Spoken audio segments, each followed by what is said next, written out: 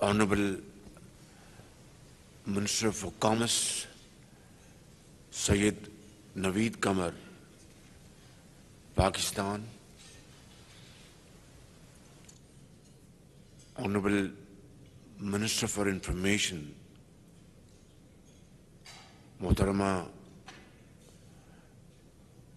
Maryam Aurangzeb Sahiba, Honorable Minister for Defence Production, Tereen Sahab,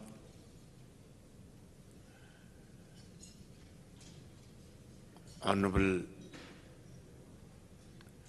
Ambassador of Pakistan, Dr. Junaid, Honorable Fahad Hussain,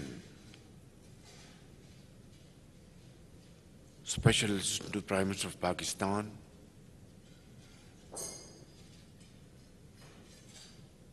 Honorable members of DEC, Turkish business houses and investment companies, ladies and gentlemen, Assalamu alaikum and a very good morning. I am extremely happy to be here again and having this wonderful opportunity to renew our brotherly relation with you, second time in the last 6 months. Yesterday was a great day in our brotherly relations. We all witnessed, along with my brother President Tayyip Erdogan, and we are very grateful to him for according us a very warm welcome, as always, to our second home, Turkey. Last night, we spent many hours with him, and he was very generous to allocate some time from his very busy schedule. And we had very productive and fruitful discussion as to how to further strengthen our bonds and promote our trade, investment, and defense production. So Miljam Kuwait is a great step forward, which was launched yesterday, and it's a joint cooperation project between Turkey and Pakistan. One vessel was launched in Karachi a few months ago, and yesterday we saw this great event that another ship was launched here in Istanbul. This is, I think, one of the finest moments of our relations to strengthen and enhance our defense production and joint cooperation. Ladies and gentlemen, may I offer once again our deep condolences for those Turkish brothers and sisters who were martyred by terrorists in a barbaric action against innocent people of Turkey.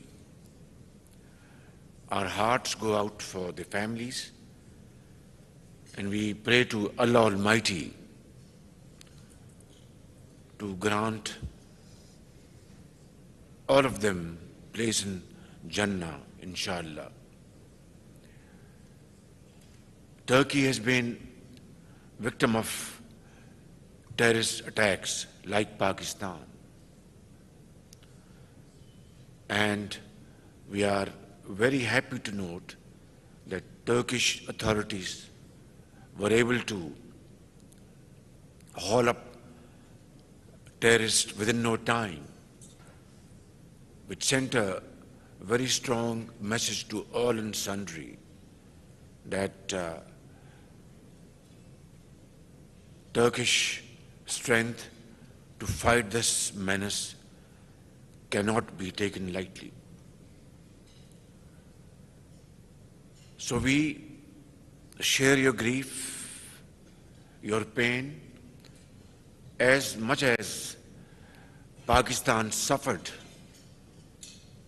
for long years at the hands of these terrorists. And as we all know and agree, the terrorists have no religion. They are not human beings. And they belong to no one's land. They are terrorists, they are cruel, they are barbaric, and the entire peace-loving community should act together against them with great strength and effort. Pakistan paid huge sacrifices to fight this menace, and alhamdulillah, to a very large extent, they have been defeated. But in the process, our officers from the armed forces of Pakistan, our sepoys from law enforcing agencies, common man, traders, doctors, mothers, children, paid huge sacrifices to defeat them. We are also very grateful to Brother Tayyip Erdogan and Turkish government and the people of Turkey for helping Pakistan once again during the recent floods, which devastated a large swath of population from the province of Sindh to Balochistan, Khyber Pakhtunkhwa, Punjab and northern areas. 33 million people were affected by these merciless floods. Millions of houses were either completely damaged or partially damaged. More than 1,700 people, including children, left this world. And Brother Tayyip Erdogan called me the same night, and subsequently air bridge was established between Ankara and Islamabad and Karachi and other places of Pakistan. Trains loaded with goods for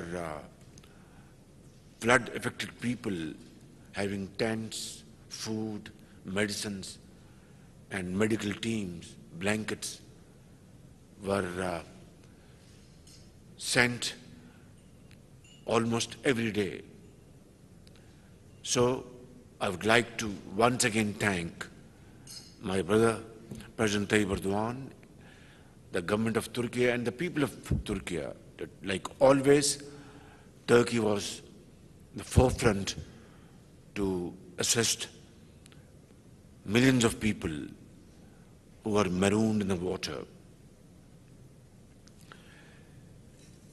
Ladies and gentlemen, our friendship, our brotherhood is known to all and sundry. The world knows that Turkey Turkey and Pakistan are like two brothers, like a family. Our hearts beat together. Although we speak different languages, but we know what we are saying to each other. Our hearts and minds understand it extremely well. But our relations, historical fraternal relations, are not properly reflected through the volume of trade and investment between the two countries. I know there is no dearth of efforts on your side. I think you are too keen and desirous to come and invest in Pakistan and vice versa. But then, trade is trade, investment is investment. These are governed by commercial rules and regulations. And obviously money flows to those parts where it finds itself very comfortable in terms of investment rules and regulations, in terms of profitability, and in terms of security of investment. That goes without saying, and I deeply appreciate this philosophy. And this is not only between us, it is, I think, governed by rules through centuries, and this will continue to be the case for all times to come. But again, we should have sat down in previous decades and thrashed out these issues and problems in our way. For reasons it has not happened, but it is never too late, my brothers, my sisters. I believe in this time-tested quote that wherever there is a will, there is a way. So let's start today, and let's look forward. Let's learn our experience from the past and move with speed so that we can compensate the losses of the past and make dividends from now onwards. There is immense potential, infinite potential and capacities on both sides between Turkey and Pakistan. Let us synergize them. Let us put our act together and move speedily so that we can show to the world that it is not just brotherhood that we talk about in our speeches, in our lectures, in our schools, in our universities, in our stanzas, but we have the will and the commitment and sincerity of purpose to convert these into action and can implement them with fullest force of commitment and at our disposal. I know that certain Turkish companies have been wronged, not by design, but I think sometimes red tape comes in the way, lethargy, lack of understanding of the bigger picture, and sometimes bureaucracy creates hurdles, and it's not new to us. I think the entire world is aware of it. But important thing is that we need to cut this red tape with a very sharp scissor. We need to simplify our business regulations to promote investment, and you are sure that it is secured under all circumstances. Governments come and go, but investments will never be disturbed. The system will never change, rather improve, and keep on improving to meet the requirements of the day. I know my brothers sitting on the left side and right side who have been given very bad treatment and for no rhyme or reason. Last time when I was here, I sincerely offered my apology, and once again I'm doing it. Yesterday when I was with my very respected brother, President Erdogan, I had to hear this complaint once again after my visit to China. China, as you know, is a very sincere friend of Pakistan, and under China-Pakistan economic corridor framework, China has invested in Pakistan to the tune of $33 billion from 2015 or 2014 to 2018, before the completion of Prime Minister Shahbaz Sharif's government. Subsequently, this process slowed down.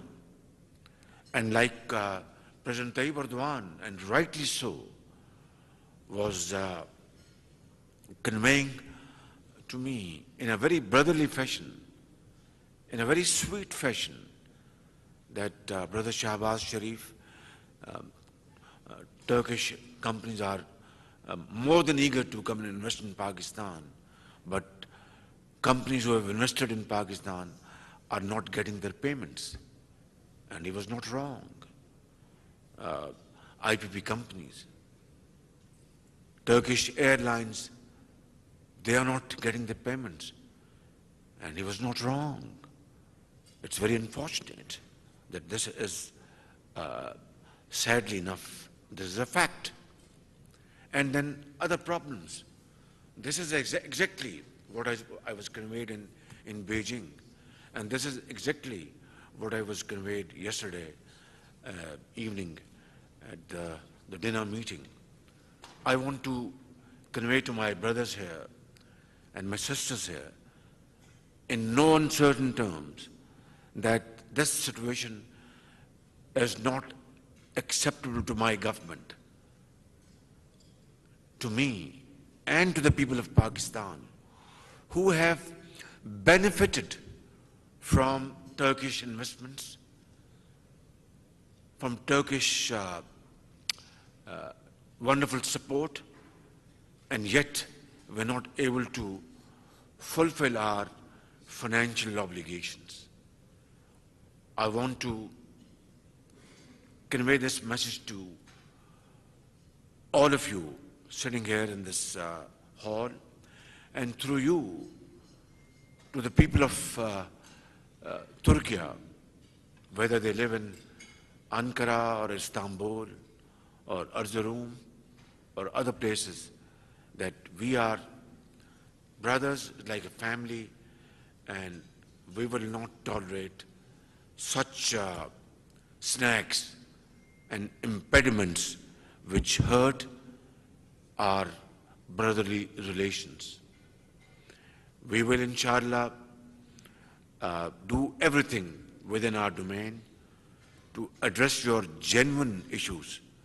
And I was very happy to hear a wonderful voice that my friend, my brother, with a very smart beard and a young man, Sinanak, that his problems have been resolved. And now they are, moving forward to have financial close. I'm very happy, at least some voice of comfort for me and my colleagues here. And back home, 220 million Pakistanis whose hearts beat with your hearts. And I'm saying this with utmost command, at my disposal, that hearts of the people of Turkey beat together with the hearts of the people of Pakistan.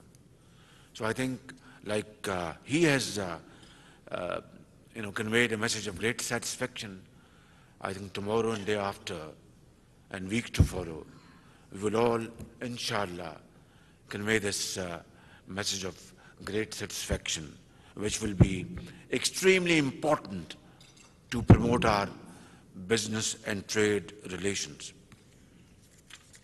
My brother Mehmet, is a wonderful brother and a friend, and is there under the instructions of President Tayyip Erdogan to speedily complete procedures in the Parliament, Turkish National Assembly, the trade and goods agreement which was signed between my brother Naveed Kama, our Minister for Commerce, and my brother Mehmet, has to be now ratified through the parliamentarian procedures, and I'm sure this will be accomplished very soon, as indicated by Brother President Tayyip Erdogan last night, and this will be a great step forward to, I think, achieve our targets in times to come. Now, ladies and gentlemen, before moving forward, I will take up a few comments and respond to them which were raised here, which are relevant and which are important, and without addressing them, I don't think we would have earned our breakfast this morning. Thank you very much for this wonderful hospitality, my brother Mehmet. We have signed a memorandum of agreement to enhance our trade volume from a very small amount, paltry amount of billion and a half, to $5 billion in the next 3 years. These are peanuts, honestly speaking. Turkish trade, is hovering around $220 billion. 250 $250 billion. And trade between Pakistan and Turkey is just $1 or $1.5 billion. Just a fraction of a percent. And it does not augur well for our relationship. The world, talks about it.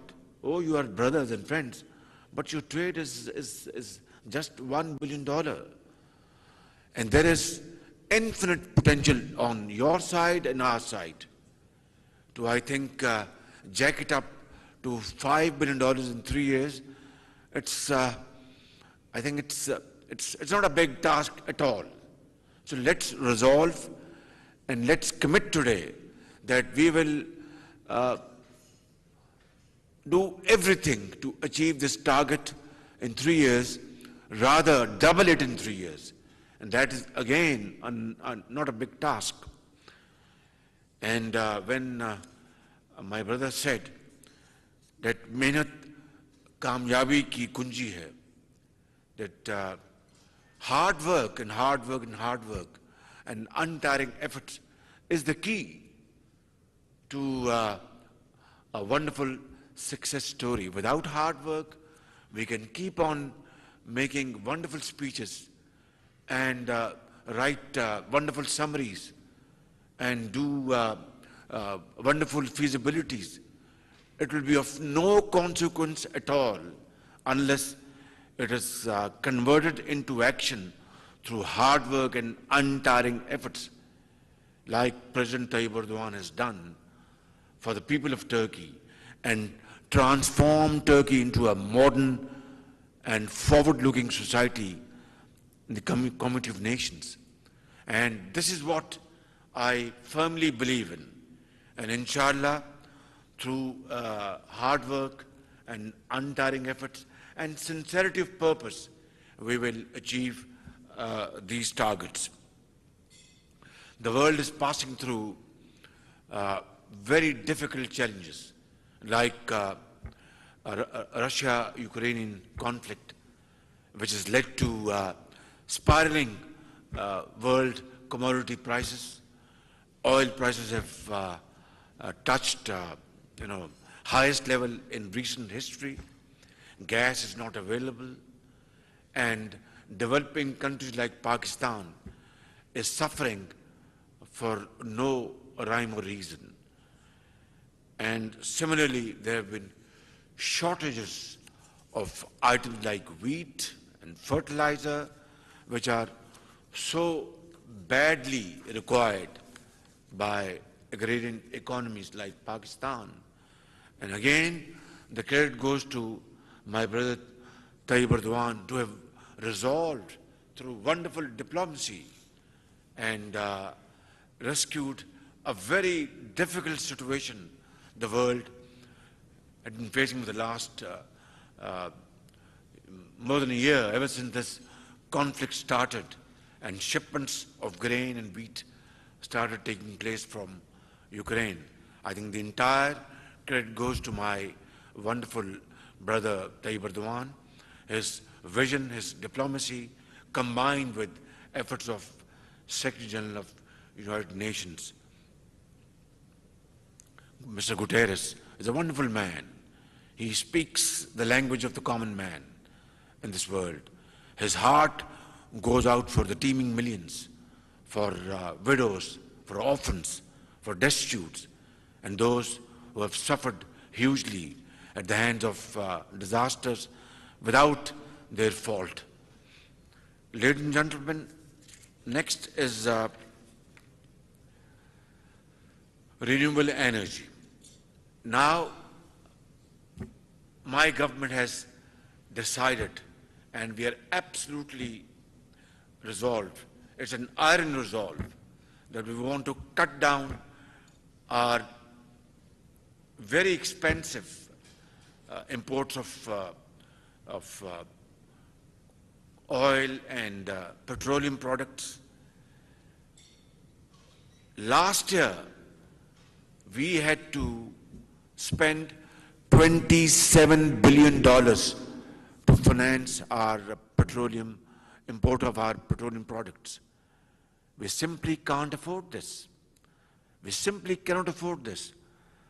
Therefore, my government has been working for months, and then a month and a half ago, we had a conference in Islamabad where we invited potential investors within and without, our Turkish potential investors from China and other parts of the world, Germany, United States of America, Middle East, Saudi Arabia, and rolled out our vision of 10,000 megawatts of solar investments in Pakistan. 10,000 megawatts. And it's not just a paper or a talk or a feasibility. I, along with my colleagues and with the prayers of the people of Pakistan, have great intention. We are committed to this philosophy that we shall, inshallah, implement this scheme in letter and spirit, with our own resources, with investment from Turkey, from China, from Saudi Arabia, from Qatar, from UAE, from United States of America, from wherever. And we will ensure that we will create conducive environment, enabling environment, friendly environment. I want to assure you, please try to understand that past is past. And we are walking into the future with a sense of great understanding, learning our lesson from the past, and we'll move forward with this commitment that my investor is my master. And that's what I believe in, not from today, but from ages. And that's what we are going to implement, in times to come. So please be ready with your coffers open and come to Pakistan. I'm going to hold a special conference for our Turkish brothers and sisters.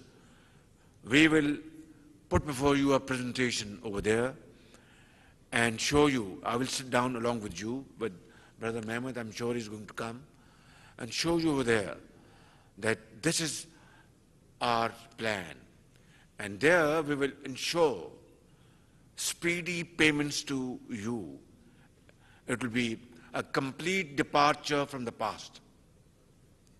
Within 60 days, Turkish and of course all international investors will be paid without recourse to any third party. And it will be very transparent, very speedy, and I think this will be a gateway to a new order in Pakistan. This will save us from importing crude oil and petroleum products and save our very scarce billions of dollars, which will be then plowed back in agriculture, in industry, IT, and so on and so forth. So please, trust me, trust my words, come to Pakistan, and I will show you that we are, inshallah, will be great partners in this great investment portfolio, which will be a win-win situation. I was just thinking of, have we done anything else to address your grievances and solve your problems? Like Brother Sinanek said that all his problems are solved and is now moving forward to his investment portfolio of 100 megawatts of solar power in south of Punjab. OSPAC had also a problem, and their payments were frozen by the previous government for no rhyme or reason, without any legal, any ethical reason, any logic. And we were absolutely flabbergasted. We were deeply embarrassed. But then we were able to, through Board of Investment, we were able to facilitate OSPAC and rupees 830 million from Lahore Waste Management Company were paid to them. If I'm not wrong, this is the amount which was paid to them.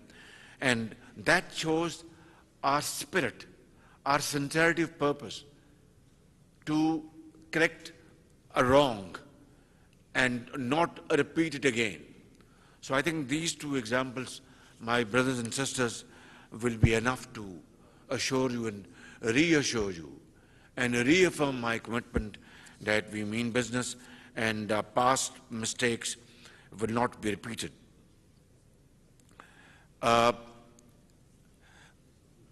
Dake, board member, thank you very much, and they are again in renewable energy, you're most welcome. And Hyatt Group, they had some problems, and then Havelson Software Defense Industry, you're most welcome. Irfan Aka, Chairperson Dolson, yes, I believe you are not given required foreign exchange by the State Bank of Pakistan to import your parts and components. Yes, we had a very serious problem. I mean, I accepted. We were sitting here like a family, and you know, we were barely able to avert a default in Pakistan's history. Allah Almighty has been very merciful and infinitely kind, and we were able to avert this default situation, and now we are in the right direction. So we had to conserve our foreign exchange, and therefore you know, very pressing requirements by those exporters who have to import vital parts and components were feeling great difficulty in meeting the requirements. We are very sorry, but then, inshallah, slowly but surely, this will be managed, and it's being managed. And my brother Naveed Kamar is always very, very, straightforward in cabinet meetings, and he, sort of defends your case very ably, and with one sole purpose, that we must serve Pakistan's national interest, and we must not allow our investors to shy away from investments in Pakistan. Similarly, CEO Turkish airspace, attack helicopters and fighter jets. I was so happy to know from my brother President Tayyip Erdogan that great leap forward, great progress is being made by Turkish defense industry, and Pakistan's defense industry and Turkish defense industry have already started this process of joint cooperation. I want to assure you that we will, inshallah, enhance this cooperation in time to come, and we will have wonderful opportunities to defend our countries through our mutual cooperation. We are not, we are two brotherly countries who believe in peace. Peaceful means to exist and coexist in this world which unfortunately believes might is right, and with their military prowess and financial muscle, some have the habit of dictating terms, but we believe in peaceful means and peaceful instruments to promote progress and prosperity, and that has to be the world order, and hopefully it will be in time to come. And then Mr. Lemark, and you have done NHA projects, hydro projects, and Brother Mehmet spoke to me about you, and I met you in Pakistan. I mean, it's not a secret. I had made a request to you that you are coming with your investments. You're most welcome. And my Turkish investors are my masters. But then we have to have a transparent bidding process. Without that, I cannot allow, not only Turkish investment, even in Pakistan, or from China, or from anywhere else in the world, that we forego or scuttle transparent bidding process and allow an investment to take place. Because, of course, investments are made to have profits and benefits. But then, like a Turkish parliament, my parliament in Pakistan, our provincial assemblies in Pakistan, who have been elected by the people, have every right to ask Prime Minister Shahbaz Sharif, how did you allow this investment without bidding process? So I hope, my brothers and my sisters, you understand, and you will not have any problem at all to join this process. And I want to assure you that this bidding process will be fair and square, above board, completely transparent, and I will ensure personally, as the Chief Executive Officer of Pakistan, that no wrong will be done to you. But that's something which is an integral part of any society's, transparent and above board system of investments. I hope I am able to clear myself, but if there's anything, I'm here, I'm available to you for a smaller meeting, and inshallah I want to assure you that in the name of transparent bidding, bureaucratic delays will not be tolerated. Red tape will not take place. That I want to assure you, and it will be the case, inshallah. Dolan's company have just spoken about, and then Ulus Air Aviation, there's some of your problems are stuck up in Pakistan, I've noted, and inshallah we will certainly resolve it. And then Mr. Sharda again, of solar panels and photovoltaic company. today's message is, we can talk of many other things, but today's my main message to all of you is that we have a plan of 10,000 megawatts of solar projects we have devised for investments in Pakistan. You will invest, get very nice profits, and we will benefit getting energy from the sun. And sun shines like in Turkey, shines very well in Pakistan, in the province of Sindh, in Balochistan, in Punjab, in KP, and other places. And you will get maximum sun rays, which would mean that your profit will increase because of wonderful availability of sun rays over there. So this is the core message today. Please come. I am going to arrange, and I have my ambassador, Dr. Junaid, is here. I am going to request him right now that please send our Turkish investors in the next, whenever, of course, after preparation, flight to Islamabad. We will receive you. Brother Naveed Kamar will receive you at the airport, roll out red carpet, not just to please you, but you are our brothers, and I will be breaking bread with you and have complete discussion over there, and we will only open the doors of the rooms once we have come to a firm and concrete understanding of everything. That's what we want to plan, my brothers and sisters. Thank you very much for hosting this wonderful meeting. Very grateful for your valuable time. And I want to say, stanza, I don't remember fully, but it says like this, that फर्द कायम रब्ते मिल्लत से है तन्हा कुछ नहीं. That's our, it speaks of our brotherhood, of our friendship, of our fraternity. And you know, Muhammad Iqbal, Allama Iqbal, was so popular here in Turkey. You have his, metaphorically, he's been buried in Konya. I have seen myself space over there for his grave. And Iqbal, in his verses spoke great length about the strength of Turkish people. And he says about his teacher,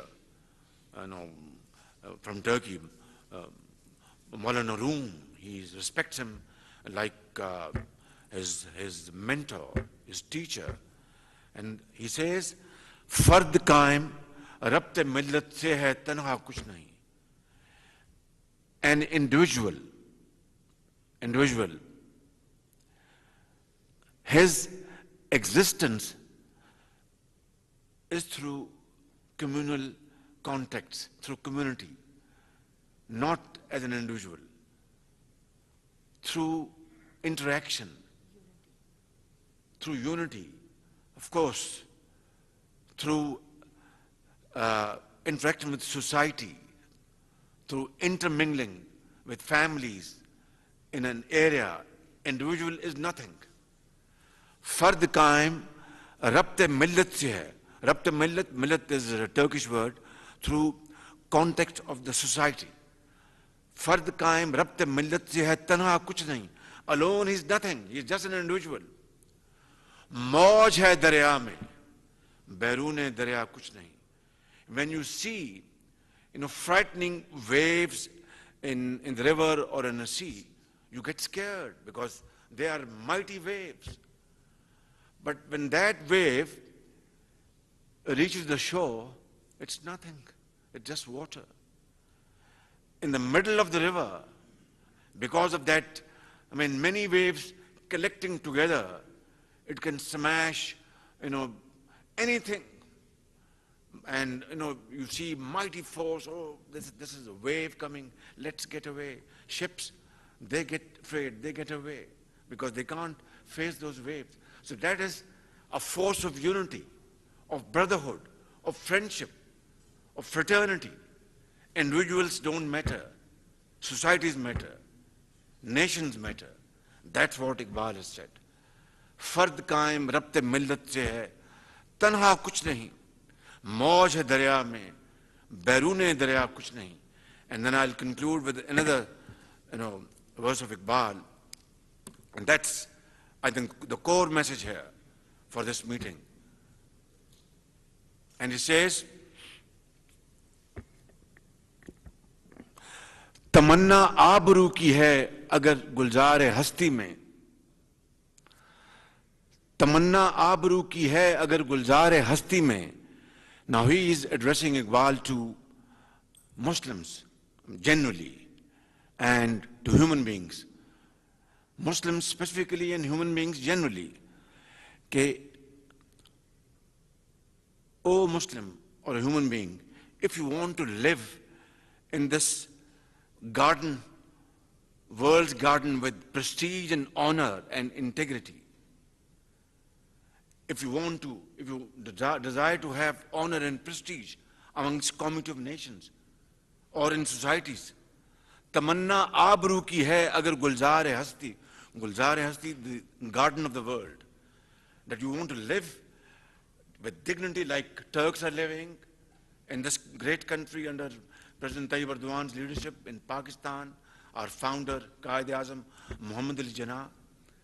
If you want to live with integrity, with honor and dignity in this garden of the world, then what should you do? What should you do? This is very important. तमन्ना आबरू की है अगर गुलजार हस्ती में, तो कांटों में उलझकर जिंदगी बसर करने की खू कर ले. Then live like a flower. A flower is never produced without thorns. Flower has to go through that process of thorny birth, full of thorns, and then a flower blooms and blossoms. Without that, it is not possible. So Iqbal says that if you want to live in this garden of the world with dignity and honor, then you have to follow that process of a flower, which is full of thorns. Without that, you will not get a respectable space and living and existence in this cruel world. And the next is even more important. तमन्ना आबरू की है अगर गुलजार हस्ती में, तो कांटों में उलझकर जिंदगी करने की खू कर ले, और नहीं ये शान खुददारी चमन से तोड़ कर तुझको. And now Iqbal is addressing Muslim Ummah, whether they are Turks or Pakistanis or any other Muslim living in any part of the world. And this he had said 90 years ago, 80 years ago. And he says, and this is very important, नहीं ये शान खुददारी चमन से तोड़ कर तुझको, O Muslim. And now he's comparing Muslim with that flower. O Muslim, this is not the reason Allah had sent you in this world, to be like that flower. Now this is very important. नहीं ये शान खुददारी चमन से तोड़ कर तुझको, that Muslim, that a flower is plucked from the garden by people. Some of them make them a garland, some of them put in their cap. Is that the reason you came to this world? No. You came to this world to lead this world through hard work, through untiring efforts, through honesty of purpose, through sweat and blood, and make your own world. नहीं ये शान खुददारी चमन से तोड़ कर तुझको कोई दस्तार में रख ले. That Muslim, like a flower, you are plucked and somebody puts you in your cap according to their will, and somebody makes a garland out of you. That was not your destiny, your fate. You had come to this world to lead this world like Ottomans ruled the world, like Quaid-e-Azam Muhammad Ali Jinnah carved out a country out of India. It was not easy. It is the only example in the in the contemporary history, that through leadership, through hard work, through honest purpose, that Pakistan was carved out of India. My brothers and sisters, I won't say anything more than that. I think this is a great lesson we have to follow in Latin spirit. Thank you very much. Pakistan, Turkey, Kardesh.